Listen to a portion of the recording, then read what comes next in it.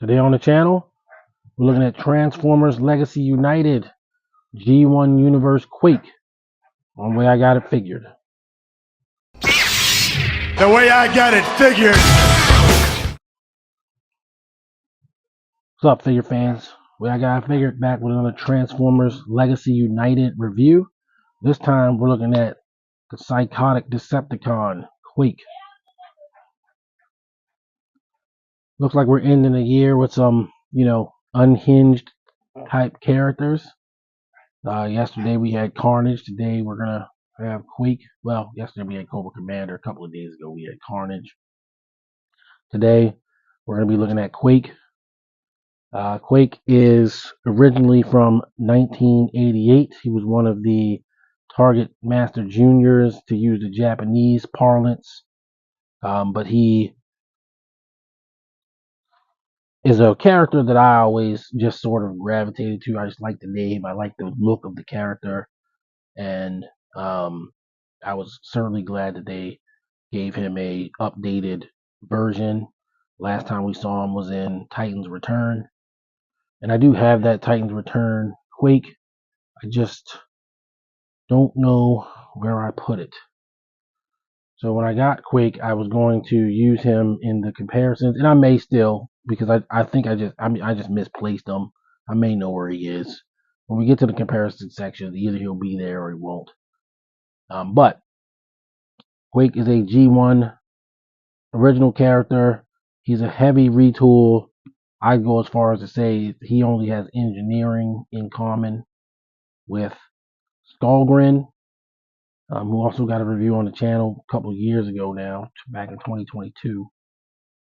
So yeah, it's a good figure. He might even be better than Skullgrin,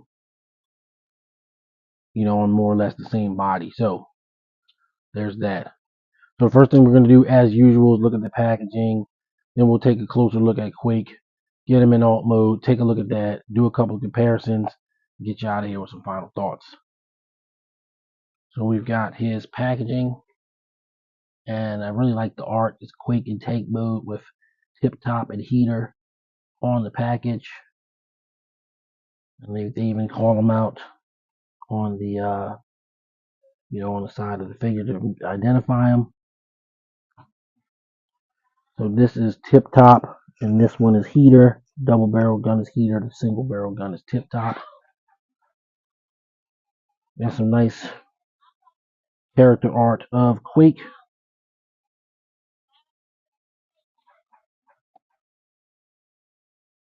Here on the back, you got the usual product shots with 24 steps to convert. And there's tip top and heater also called out on the back. 40th anniversary Transformers.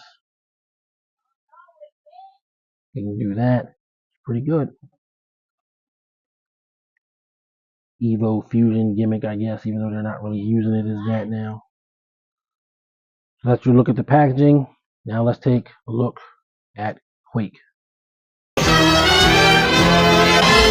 Alright, so here's Quake in robot mode with his target masters. I'm going to take them off. I got tip top and heater. And they are very simple target masters. They're like just as simple as the originals back in 1988, where basically just the barrel flipped over and now it was a robot or a man in a suit, or however you want to look at it. But it's nice to have them included as a nod to the old setup, the old gimmick. And even though they're kind of cheesy, and we did get Target Masters a few years ago with Siege, and then the repaints that came after that in various figures. This works for what you're really just trying to do with them. We got some pretty cool details on Quake, and it's a decent body.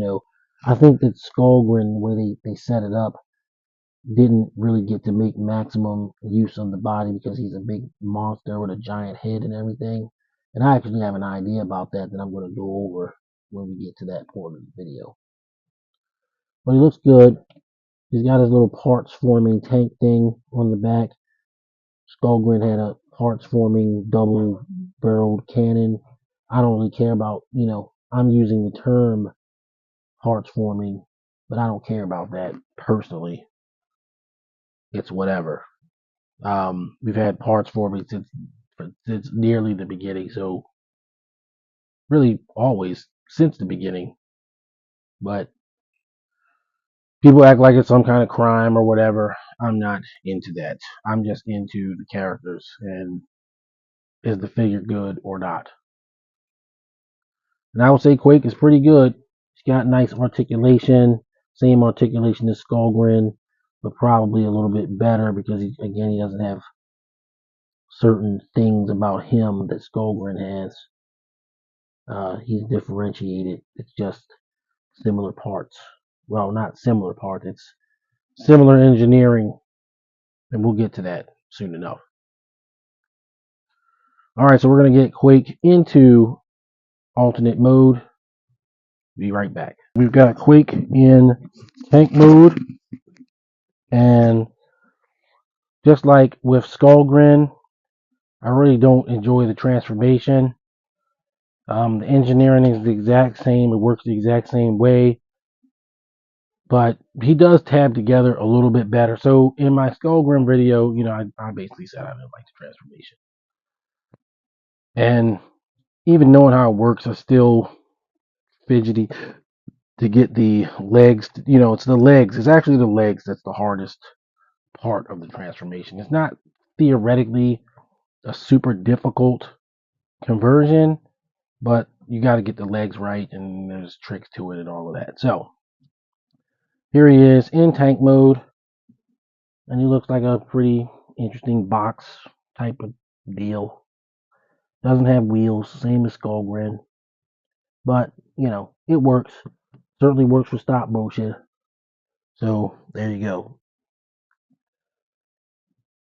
Not a whole lot to it. Of course, being a tank, you can fight in both modes, so you can put blast effects on here, and you're good to go. All right, so we're going to get them transformed back and do some comparisons. All right, so we've got Quake back in robot mode, and now we can do some comparisons. So the first comparison we're going to do is with his, let's call it mold mate, his engineering mate. And that is Legacy Evolution Skullgrin. So, if you just don't look at the details, you can kind of tell it's the same figure, but there's a lot of differences. It's almost all differences. So the leg engineering is the same in those different parts. The arms are literally, the forearms are literally the only part that are actually the same.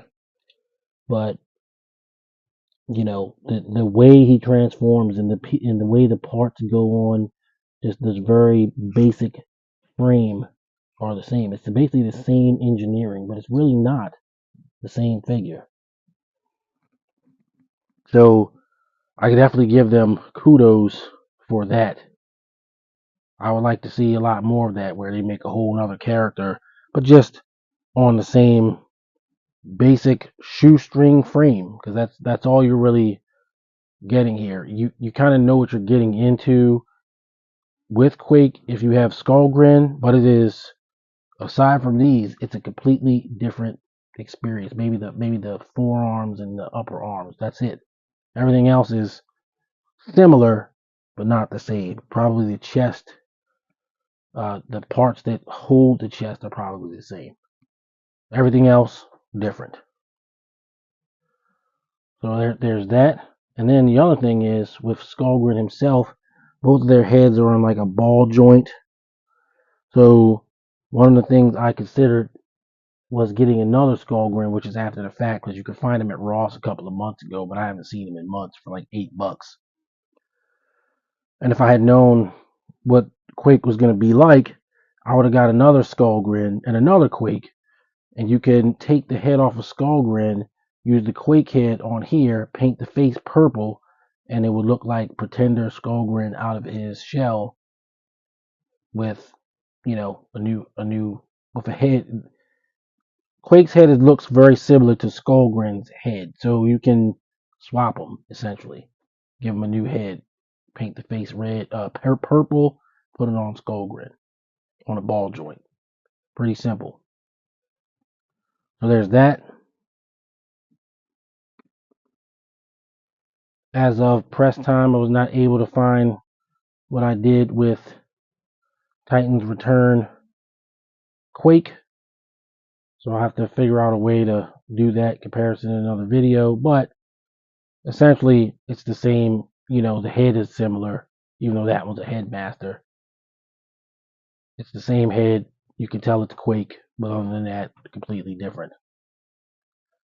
We got Black Convoy just for scale purposes until we start using Studio Series 86 Optimus Prime. We got that coming too. Spoiler alert. So that's going to do it for the comparisons. Really sorry I don't have my Titans Return Quake on hand, but, using them in the stop motion, and I got a lot of stop motion boxes around. So there's that. All right, so I'm going to move on to final thoughts. Final thoughts on Transformers Legacy United Deluxe Class G1 Universe Quake with Tip Top and Heater. It's a pretty good deluxe. The only thing really trying about it is the legs during conversion. But it's a nice posable figure. You can do different things with it. It looks good. Quake is like a cool character. Doesn't have a lot to him in fiction, but they did use him in the IDW2 continuity, and he was used to great effect in that universe, that storyline. And I don't know, I just always liked the character. And then over on the Headmaster Junior side, I always liked Horrible. So waiting for a Horrible, got Quake, waiting for a Horrible. So yeah, pretty good deluxe. If you like to fill out your Decepticons, if you're trying to, do a G1, get all the G1 guys, we're getting pretty close. And he definitely fits that bill. I'm going to give him an 8 out of 10. It's a decent deluxe, but it doesn't make me very eager to change it back and forth. I may even, in fact, get another Quake and leave it in tank mode just because I just hate transforming it. It's not something I want to do. All right, so that's going to do it for this one. I'm not going to, hit you with all the flim flam. Thanks for watching the videos. If you're new to the channel, please like and subscribe. Got more Transformers coming, more of everything coming. So please stay tuned. See you all on the next video. Everybody stay safe. Peace. The way I got it figured.